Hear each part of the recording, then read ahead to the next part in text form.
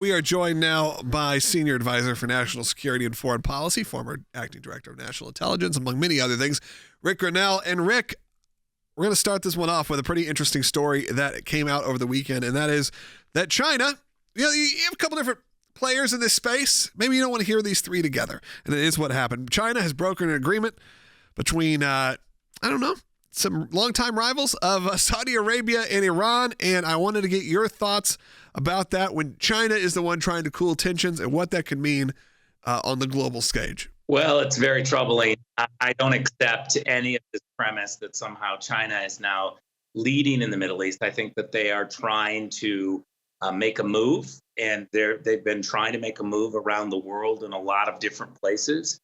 But this is just a really signal for the United States to wake up, for the Biden administration to wake up. You know, we've seen Antony Blinken really struggle to put forward diplomatic solutions. Certainly, we've seen it in Ukraine. He's been completely silent. I'm beginning to believe that the Biden team at the White House actually doesn't trust Antony Blinken. And so here he is once again being outmaneuvered by the Chinese with this diplomatic win for the Chinese. I don't think that you can characterize it any other way when Saudi Arabia and Iran joined together via the Chinese with Chinese ideas and Chinese pushing and pressure. It's very troubling. And Americans in our Congress needs to wake up, and Americans need to be pushing our Congress to get more involved.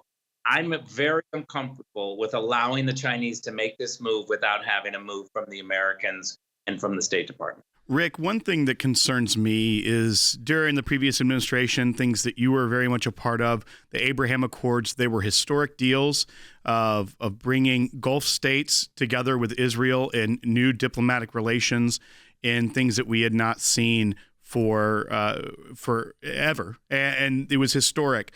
Now we're seeing a country that had been kind of mentioned in that role. If there was maybe 4 more years that we would see a Saudi Arabia having better ties with the nation of Israel. But what we're seeing here is instead Saudi Arabia have diplomatic relations restored with Israel's main antagonist and enemy in the region. And what does that tell you about the lack of American influence and strength in the region, but also what does it mean for Israel? Look, I think that it's a real warning sign for the Israelis. I think they see it as that. You have this entire media in Washington, D.C., from reporters as well as from the political class, all saying that Donald Trump would bring in World War III.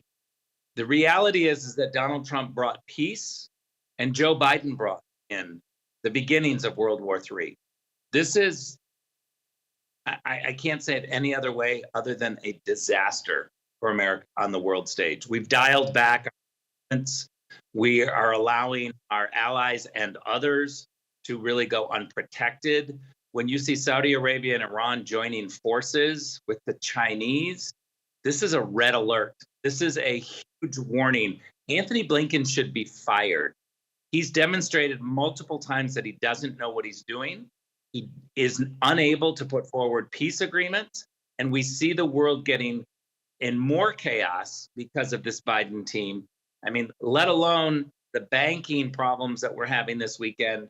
I look at what's happening on global affairs, and I'm just as concerned with the crisis. Yeah, don't worry, Rick. They're blaming that on the previous administration as well. That's just what happens here. You know, they only had a few years to figure it out themselves. We got to keep blaming. We got to do that. It's always got to be what happens in politics. You got to blame the previous administration. It doesn't matter how long ago it is. It doesn't matter how long it's been. And this happens in situations when people have very short memories. When some of my friends who are more liberal leaning said, I'm voting for Joe Biden. I can't vote for Trump. I can't do this anymore. They specifically said, well, why would you vote for me? Well, do you remember ISIS? Remember, remember the terrorism that was happening across the Middle East? Now remember the Abraham Accords? Remember that was sort of a positive move?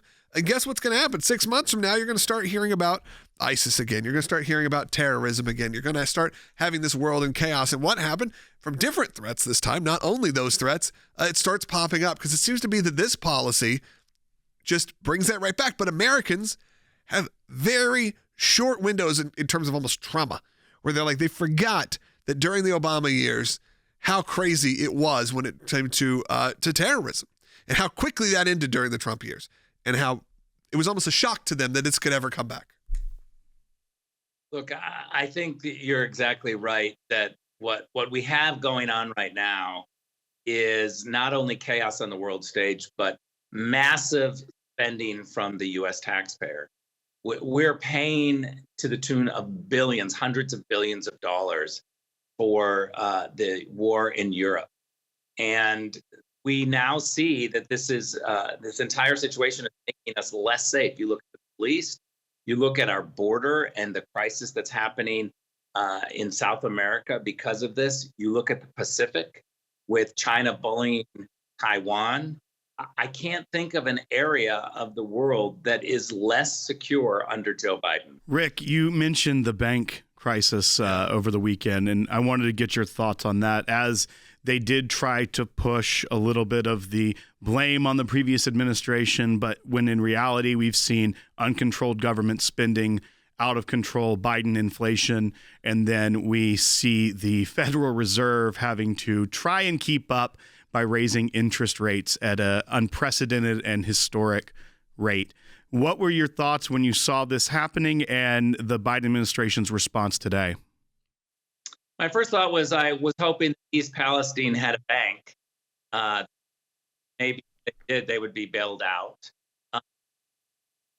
And a quicker response. But look, the reality is that the Biden administration has created this crisis by telling banks and corporations that they have to rely and emphasize on really faulty programs that don't bring in money, but that spend a lot of time. You look at this bank, Silicon Valley, and they had massive spending loans for climate-related companies.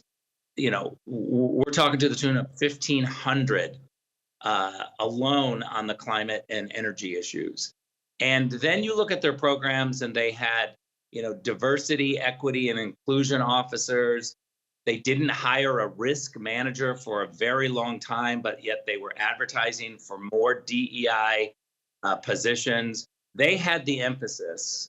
The management had the emphasis on all of the wrong things. And that was in order to please Washington.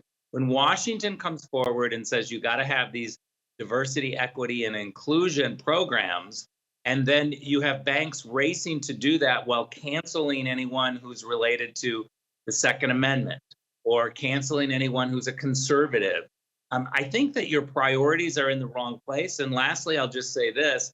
I actually thought that we were not going to be bailing people out anymore. The rules keep changing in Washington. Sometimes the big ones get bailed out, and they're called, too big to fail. Well, now we have too woke to fail. If you're a real woke bank, then you're going to get the money. And I think we got to have consistent rules. Yeah, we'll keep a track of that too, and we'll be watching that. Thank you, Rick, for joining us.